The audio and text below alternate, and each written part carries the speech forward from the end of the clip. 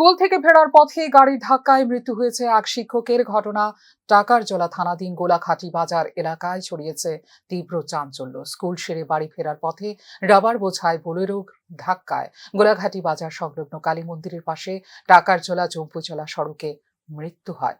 মধ্য গনিয়ামারা SB school সংলগ্ন এলাকার বাসিন্দা এই শিক্ষক কার্তিক দাসের। স্কুল সেরে নিজে স্কুটি নিয়ে বাড়ি ফিরছিলেন তিনি। ঠিক সেই সময়ে উল্টো দিক থেকে রাবার শেডে বোঝাই করা বোলেরোটি দ্রুত গতিতে নিয়ন্ত্রণ হারিয়ে ধাক্কা দেয় শিক্ষক কার্তিক দাসকে। পরবর্তী সময়ে হাসপাতালে নিয়ে গেলে তাকে মৃত বলে ঘোষণা দেন কর্তব্যরত চিকিৎসকরা।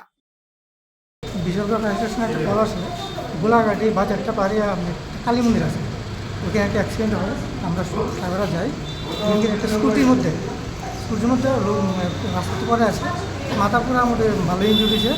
স্কুটি আর কিসের মধ্যে সংঘর্ষ হয়েছে? ওরা বলেছে গাড়ি তো আমরা পাইনি। মানে স্কুটি আর গাড়ির মধ্যে সংঘর্ষ হয়েছে। কি নাম তাই? নামটা জানা যায়নি, আনকুশিয়াস অবস্থায় আছে।